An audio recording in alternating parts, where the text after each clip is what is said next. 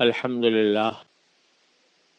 لله رب العالمين والصلاة والسلام على رسوله الكريم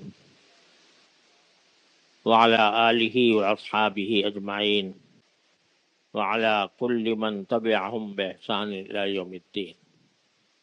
اما بعد، اللہ تبارک و تعالیٰ نے ہمیں دین کے جو احکام عطا فرمائے ہیں، جیسا میں نے پچھلے جمعہ کو عرض کیا تھا، اس میں کچھ عقائد ہیں، کچھ عبادات ہیں، کچھ معاملات ہیں، کچھ معاشرت کے احکام ہیں، کچھ اخلاق کے احکام ہیں. تو معاملات کا تقاضا یہ ہے، معاملات کے احکام کا، کہ دو انسانوں کے درمیان کوئی بھی روپے پیسے کا معاملہ ہو تو وہ بالکل صاف اور واضح اور شفاف ہونا چاہیے. قرآن کریم ایک ایسے وقت میں نازل ہوا تھا جب اہل عرب میں لکھنے پڑھنے کا زیادہ رواج نہیں تھا، اور اہل عرب کو امیین کہا جاتا تھا. امی اس کو کہتے ہیں کہ جس کو لکھنا پڑھنا نہیں آتا. امی ماں کی طرف منسوب ہے، یعنی ماں کے پیٹ سے جیسا پیدا ہوا ویسا ہی ہے، اس کو نہ لکھنا آتا ہے نہ پڑھنا آتا ہے. اور خود رسول کریم سرورت عالم صلی اللہ علیہ وسلم امی تھے، اور آپ کا امی ہونا تو در حقیقت ایک خاص مقصد کے لیے تھا، تاکہ لوگوں کو یہ پتہ چلے کہ یہ جو قرآن آپ پر نازل ہو رہا ہے یہ کہیں سے کسی کتاب پڑھتے نہیں ہیں، لکھتے نہیں ہیں، تو کہیں سے نقل کر کے کوئی بات نہیں کہہ سکتے. یقیناً یہ اللہ تعالیٰ کی طرف سے وحی ہے. تو لکھنے پڑھنے کا رواج زیادہ نہیں تھا، یہاں تک کہ وہ لوگ جو لکھنا جانتے تھے ان کی تعداد کم تھی، اور جب کسی کو کوئی چیز لکھوانی ہوتی تو وہ ان لکھنے والوں کے پاس جا کر اس سے لکھواتے تھے. نبی کریم سرورت عالم صلی اللہ علیہ وسلم پر بھی جب قرآن کریم نازل ہوتا تو آپ کاتبین وحی کو بلاتے تھے اور ان کو لکھواتے تھے، وہ لکھتے تھے. غرض یہ کہ اہل عرب میں لکھنے پڑھنے کا رواج کم تھا، یہاں تک کہ ان کی جو شاعری ہوتی تھی، جو بہت بڑا ان کا ادب کا ذخیرہ ہے، وہ بھی زبانی ہی چلتا تھا. لوگوں کو زبانی یاد ہو جاتے تھے شعر، اور اسی کو وہ ایک دوسرے تک پہنچاتے رہتے تھے. لکھنے کا رواج کم تھا. اس ماحول میں قرآن کریم نے اپنی سب سے لمبی آیت جو نازل فرمائی وہ سورہ بقرہ کی آیت ہے. سورہ بقرہ کے آخری رکوع سے جو پہلے رکوع ہے اس کی آیت سب سے لمبی آیت ہے قرآن کریم میں، اور وہ نازل ہوئی ہے اس بات کے لیے کہ قرآن یہ فرماتا ہے یا ایھا الذین آمنوا اذا تداینتم بدین الی اجل مسمى فاکتبوہ. کیا ایمان والو، جب کبھی تم کوئی ادھار کا معاملہ کرو اور اس کی کوئی مدت مقرر کی ہو تم نے، تو اس کو لکھ لیا کرو. اب اس زمانے میں جب کہ لکھنے کا رواج بھی اتنا زیادہ نہیں تھا، اس وقت میں قرآن یہ کہہ رہا ہے کہ جب کوئی ادھار کا معاملہ کرو تو اس کو لکھو. اور چونکہ اس وقت میں لکھنے والے کم ہوتے تھے تو قرآن کریم نے فرمایا وَلْيَكْتُبْ بَيْنَكُمْ كَاتِبٌ بِالْعَدْلِ، کہ جب خود تمہیں لکھنا نہ آتا ہو تو کسی لکھنے والے کو بلا کر اس کو لکھلاؤ، اس سے لکھواؤ. اور بہت آگے تفصیلات بیان فرمائیں کہ جب کوئی ادھار کا معاملہ ہو تو ادھار کے معاملے کو لکھا کرو، اور اس کو ساتھ میں اس کے لیے اگر خود لکھنا نہیں آتا تو کسی کاتب سے لکھواؤ اور اس پر 2 گواہ بناؤ. اگر 2 گواہ میسر نہ آئے تو ایک بار 2 عورتیں ہوں، یہ بھی حکم دے دیا. اور اگر کوئی ایسی بات ہو کہ جس میں بہت زیادہ بات کو پکا کرنا ہے تو کوئی گروی رکھنے کا حکم دے دیا کہ گروی بھی رکھ لو کوئی چیز. غرض بڑی تفصیل کے ساتھ اللہ تبارک و تعالیٰ نے یہ بتایا. یہ اتنی تفصیل کیوں؟ اس لیے کہ شریعت کا مزاج یہ ہے کہ مسلمانوں کے درمیان کبھی کوئی جھگڑا نہ ہو. جھگڑے ایک تو وہ ہوتے ہیں ہاتھا پائی والے، وہ تو اللہ بچائے، وہ تو ہیں ہی بہت گناہ کا کام. بلا وجہ اگر مسلمانوں میں ہاتھا پائی ہو جائے، حدیث میں رسول کریم صلی اللہ علیہ وسلم نے فرمایا سباب المسلم فسوق وقتالہ کفر. مسلمان کو گالی دینا یہ بدترین گناہ ہے اور اس کے ساتھ لڑنا کفر ہے. تو اس لیے لڑائی جو ہاتھا پائی والی ہوتی ہے وہ تو ہے ہی حرام، لیکن ہاتھا پائی کے بغیر اگر آپس میں کوئی اختلاف جھگڑا ہو جائے، ایک آدمی کہتا ہے میرے پیسے تمہارے ذمہ واجب ہیں، دوسرا کہتا ہے نہیں واجب ہے، یہ جھگڑا. یہ شریعت کا مزاج یہ ہے کہ جہاں ذرہ برابر بھی کوئی جھگڑا پیدا ہونے کا امکان ہو، شریعت نے اس کا راستہ بند کر دیا. جو لوگ فقہ پڑھتے ہیں تو انہوں نے دیکھا ہوگا کہ مفضی الی النزاع، جہالت یعنی کسی چیز کی کا ابہام، کسی چیز میں ایسا ابہام جو آخر میں اختلاف پیدا کر دے، وہ ہر وہ ابہام کو ناجائز قرار دیا گیا، اور ایسے عقد کو، ایسے معاہدے کو جس میں ابہام ہو، منع کیا گیا. لہذا جھگڑا کہیں سے پیدا ہوتا ہے کہ جب معاملات صاف نہ ہوں. اگر معاملات پوری طرح صاف کر لیے گئے، ایک ایک چیز واضح کر لی گئی اور لکھ لی گئی، تو پھر کوئی جھگڑا نہیں پیدا ہوتا. عام طور پر جھگڑا پیدا نہیں ہوتا. اس لیے شریعت کا مزاج یہ ہے کہ جب بھی کوئی کام روپے پیسے کا کوئی معاملہ کر رہے ہو تو اس میں ہر چیز بالکل صاف اور واضح ہونی چاہیے، بلکہ لکھی ہوئی ہونی چاہیے، تاکہ کل کو اگر کوئی اختلاف پیدا ہو تو وہ لکھی ہوئی دستاویز کے ذریعے فیصلہ کیا جا سکے.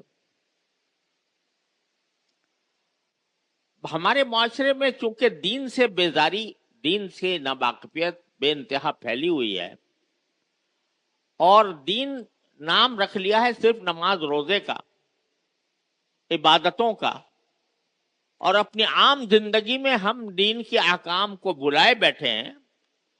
اس لیے یہ صورتحال دن رات پیش آتی ہے کہ بغیر کوئی معاملہ طے کیے ہوئے لوگ کام شروع کر دیتے. مثال کے طور پر باپ بیٹے کے درمیان کاروبار ہے، باپ کا کاروبار ہے، بیٹے کو بھی اس میں شامل کر لیا کہ بھئی تو بھی میری مدد کیا کر، اور بیٹا رفتہ رفتہ اس کے ساتھ شریک ہو گیا. لیکن یہ کچھ لکھت پڑھت نہ ہوئی، کوئی بات واضح نہ ہوئی کہ بیٹا جو کام کر رہا ہے اس کو تنخواہ دی جائے گی یا تجارت میں اس کا حصہ ہوگا. یہ بات واضح نہیں. اب ساری زندگی وہ بیٹا جو ہے وہ کام کرتا رہا، محنت کرتا رہا باپ کے ساتھ. باپ کا ہو گیا انتقال، تو اب اس کے جو دوسرے ورثاء ہیں وہ یہ کہیں، وہ تو کہے گا جی میں تو اس میں برابر کا شریک تھا، باپ کے ساتھ سارا کام میں کرتا تھا، لہذا اس میں جتنا باپ کا حصہ تھا اتنا میرا حصہ ہوگا. دوسرے لوگ کہیں گے کہ نہیں تم تو ان کی مدد کر رہے تھے اور تم نے تو کوئی تمہارے حصہ کوئی نہیں تھا، تم اس کے شریک نہیں تھے، مدد کر رہے تھے، تم نے اتنے پیسے لے لیے، بات ختم ہو گئی. اب جھگڑا کھڑا ہو گیا، اب اس کا بھی پھر انتقال ہو گیا، معاملہ صاف نہیں کیا، پھر بھی باقی ورثاء نے اور اس بھائی کے ساتھ کوئی معاملہ صاف نہیں کیا، اس کا بھی انتقال ہو گیا، اس کے بچے ہو گئے. اور باپ کی میراث الگ اور اس کی میراث الگ. جب ساری ڈور الجھ گئی اور پتہ نہیں چل رہا کہ یہ بیٹے نے جو کام کیا تھا یہ آیا تنخواہ پہ کر رہا تھا یا شریک تھا اس کا کاروبار میں یا ویسے ہی مدد کر رہا تھا, کچھ بات واضح نہیں تھی, نہ کوئی لکھی ہوئی تھی, اور اس کے بعد اس کا انتقال ہو گیا, اس کے بچے بیچارے پریشان ہیں. جب یہ سارا جملہ ڈور الجھ گئی تو مفتی کے اوپر مصیبت آ گئی. اب بھائی مفتی صاحب سے پوچھو کیا ہوگا. اب مفتی صاحب بیچارہ اس کو کوئی علم غیب تو ہے نہیں کہ وہ یہ بتا سکے کہ بھئی یہ بیٹا جس طرح کام کر رہا تھا وہ آیا ملازم تھا یا حصے دار تھا یا ویسے ہی مدد کر رہا تھا, اس کے پاس علم غیب تو ہے نہیں. نتیجہ یہ کہ وہ جھگڑے آپس میں بے انتہا, اور مفتی صاحب نے کوئی فتویٰ دے بھی دیا, کوئی مانتا ہے کوئی نہیں مانتا, اور اس کے بعد جھگڑے, خاندان پورا بکھر گیا, خاندان کے اندر بے انتہا ناچاکیاں پیدا ہو گئیں, ایک دوسرے کے خلاف کے منہ دیکھنے کے روادار نہیں رہے, مقدمہ عدالت میں چلا گیا, عدالت میں سالوں سال بھٹکتے رہے, اس کے بھی وکیل اس کے بھی وکیل, اور جو کاروبار تھا وہ بند ہو گیا. ایک دو نہیں, مثالیں ہیں بے شمار ہیں ہمارے معاشرے میں اس کی. کچھ لوگوں نے کاروبار آپس میں شروع کیا کہ بھئی چلو ہم دونوں مل کے کاروبار کرتے ہیں, کچھ تم پیسے تم بھی ڈالو تم بھی ڈالو. ارے بھئی لکھ لو کہ کس کا کتنا سرمایہ ہے اور کس کا کتنا ہوگا, حق کیا ملے گا, لکھ لو. نہیں لکھا, رہے بھئی ہم تو باہر بھائی چارہ ہے, ہمیں کیا اجنبیت ہے, ہم تو بہت پیار محبت میں سب کام کر رہے ہیں, لہذا کچھ لکھنے کی ضرورت نہیں ہے, جو ہوگا بڑے صاحب ہیں یہ میں ان کو کہتا ہوں یہ جتنا مجھے دیں گے اتنا لے لوں گا, جو نہیں دیں گے نہیں, کیونکہ ہمارے درمیان بھائی چارہ ہے. اور یہ لکھت پڑھت بھائی چارے کے خلاف ہے, بھائی چارے کے خلاف ہے, لہذا لکھت پڑھت کچھ نہیں. اب کاروبار چل رہا ہے, یہ بھی پیسے لے رہا ہے بے دھڑک, وہ بھی پیسے لے رہا ہے بے دھڑک. یہ جو پیسے لے رہے ہیں یہ آیا اپنا حصہ لے رہے ہیں یا تنخواہ لے رہے ہیں یا قرض لے رہے ہیں, واپس کریں گے کچھ پتہ نہیں. سال تک اسی طرح چلتے رہے. ہو گئے بچے, اور بچے جب آئے وہ بھی سمجھدار ہوئے تو وہ کہتے جی فلاں نے تو اتنا کھا لیا کاروبار میں سے اور ہم تو ویسے ہی رہ گئے, فلاں کے بچوں نے اتنا فائدہ اٹھایا, ہم تو کچھ بھی نہیں, ہمیں کچھ بھی نہ ملا. اب وہاں آ کر لڑائی جھگڑا شروع ہو گیا. کیوں ہوا؟ اس لیے کہ جب شروع کر رہے تھے اس وقت کوئی چیز طے نہیں کی, کوئی بات طے نہیں کی. اسی لیے شریعت نے یہ حکم دیا ہے کہ جو معاملہ کرو وہ بالکل صاف سیدھا کرو, چاہے اپنا باپ ہو, چاہے اپنی بیٹا ہو, چاہے اپنا بھائی ہو, چاہے اپنا دوست ہو. ایک مقولہ ہے کہ تعاشروا کالاخوان وتعاملوا کالاجانب. یہ حدیث تو نہیں ہے لیکن قرآن و حدیث کی تعلیمات پر مبنی ایک بڑا حکیمانہ قول ہے. تعاشروا کالاخوان, آپس میں رہو بھائیوں کی طرح, یعنی ایک دوسرے کے ساتھ برتاؤ بھائیوں جیسا کرو, ان جیسے بھائیوں جیسی محبت کا اظہار کرو. لیکن تعاملوا کالاجانب, جب معاملات کا وقت آ جائے تو اجنبیوں کی طرح معاملہ کرو. دو بھائی ہیں, آپس میں پیار ہے, محبت ہے, سب کچھ ہے, لیکن اگر کوئی معاملہ پیش آ جائے تو اس وقت معاملہ اجنبیوں کی طرح کرو, جیسے کسی اجنبی کے ساتھ کرتے ویسے کرو. میرے بھائی مرحوم اللہ تعالیٰ ان کے درجات بلند فرمائے, میرے حضرت مولانا مفتی محمد رفیع عثمانی صاحب دامت برکاتہم کا لفظ بے شاختہ نکتا ہے ان کے لیے. اللہ تعالیٰ نے ان کو اپنے پاس بلا لیا, قدس اللہ تعالیٰ سرہ. میرے اور ان کے درمیان الحمدللہ 75 سال کی رفاقت,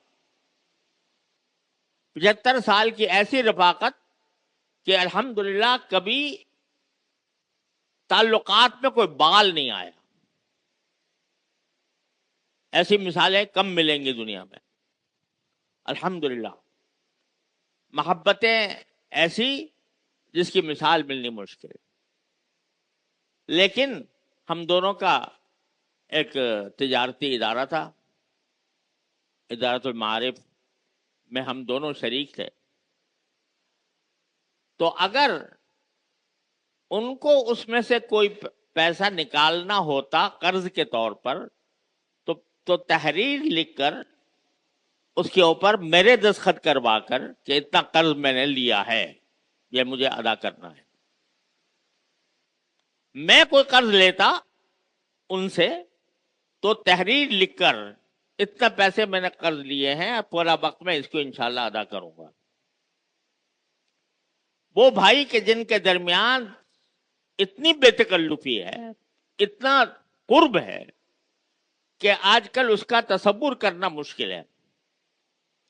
لیکن ہم آپس میں کیوں، ہمارے والد ماجد قدس اللہ تعالیٰ سرہ، اللہ تعالیٰ ان کے درجات بلند فرمائے، انہوں نے یہ سکھا دیا تھا کہ رہو بھائیوں کی طرح، معاملات اجنبیوں کی طرح کرو. اور خود یہ ہوا کہ حضرت والد صاحب رحمۃ اللہ علیہ نے ایک مرتبہ مجھے پیسے دیے کہ فلاں چیز خرید لاؤ. اب میں گیا، جا کر خرید لی، کچھ پیسے بچے تو باپ کے پیسے تھے تو ایسے ہی بے فکری میں واپس نہیں کیے میں نے. تو والد صاحب نے پوچھا کچھ بچا تھا؟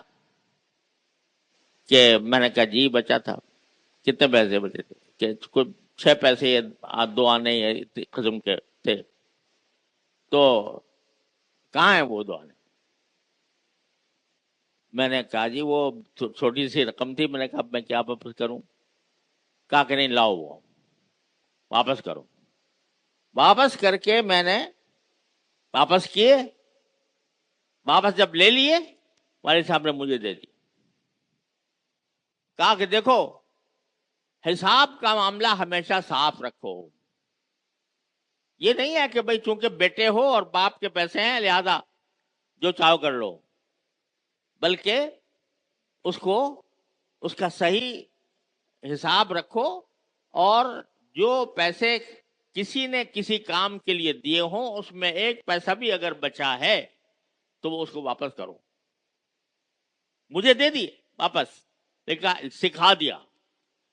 یہ تعلیم دے کر سارے ہمارے بھائیوں کو اس بات کا بالکل، یہ بات ان کے اوپر علم نشرہ کر دی کہ تم بھائیوں کی طرح رہو گے، ایک دوسرے کی محبت ہوگی، سب کچھ ہوگا، لیکن جب معاملہ کا وقت آ جائے تو اس وقت میں تم اجنبیوں کی طرح معاملہ کرو، لکھت پڑھت کے ساتھ کرو. الحمدللہ کوئی چیز جو ہے وہ ابہام میں نہیں تھی، اور اللہ تعالیٰ کا فضل و کرم سے ایک ایک پیسے کا حساب صاف تھا. ساری خرابی یہاں سے پیدا ہوتی ہے کہ شریعت نے جو حکم دیا ہے اس پر عمل کرنے کی طرف توجہ نہیں. کسی کا انتقال ہوا، میراث تقسیم نہیں کرتے کہ جی ابھی تو انتقال ہوا ہے، کفن بھی میلا نہیں ہوا، ہم کہاں بٹوارے شروع کر دیں اس کے مال کے. لیکن شریعت نے واجب کیا ہے کہ اس کا فوراً بلا تاخیر کسی کے انتقال کے بعد سب سے پہلا کام یہ ہونا چاہیے کہ اس کی میراث تقسیم کی جائے. جب ہمارے حضرت والد ماجد قدس اللہ تعالیٰ سرہ کی وفات ہوئی، حضرت مولانا مفتی محمد شفیع صاحب قدس اللہ تعالیٰ سرہ، اللہ تعالیٰ ان کے درجات بلند فرمائے، ہمارے اوپر تو ایک پہاڑ ٹوٹا ہوا تھا. اس وقت ہمارے شیخ حضرت ڈاکٹر عبدالحی صاحب عارفی قدس اللہ تعالیٰ سرہ ہمارے بڑے تھے، شیخ تھے، تو وہ تشریف لائے تعزیت کے لیے. خود وہ حضرت بہت ضعیف کمزور تھے، اور مشقت اٹھا کر تشریف لائے تھے. طبیعت پر حضرت والد صاحب رحمۃ اللہ علیہ کی بیماری کا بھی صدمہ اور اثر تھا، تو کمزوری کے آثار نظر آئے چہرے مبارک پر. تو ہم حضرت والد صاحب رحمۃ اللہ علیہ کا خمیرہ ایک رکھا ہوا تھا، جو حضرت والد صاحب رحمۃ اللہ علیہ خمیرہ کھاتے تھے، تقویت کے لیے کسی نے دیا تھا. وہ خمیرہ لے کے حضرت کے پاس پہنچ گئے کہ حضرت یہ تناول فرما لیں. کہا کہ تم نے کیسے دیا یہ مجھے؟ یہ کس کا ہے خمیرہ؟ یہ والد صاحب کا تھا. تو یہ والد صاحب کا ترکہ ہو گیا، یہ مجھے کیوں دیا تم نے؟ یعنی فوراً انہوں نے کہا کہ جب تک تقسیم نہیں ہوئی میراث تو یہ خمیرہ تمہیں کسی کو دینے کا حق نہیں ہے. بعد میں سب نے کہا کہ حضرت سارے ورثہ بالغ ہیں، عاقل ہیں، سمجھدار ہیں، اس میں سارے ورثہ کا حق ہے، سارے ورثہ رضامندی کے ساتھ آپ کو دے رہے ہیں. تو کہا کہ بس ٹھیک. یعنی اس وقت ایک خمیرہ کا ایک چمچہ جو میراث میں میراث تھا وہ کھانا گوارا نہیں کیا جب تک کہ شرعی مسئلہ واضح نہیں کر لیا.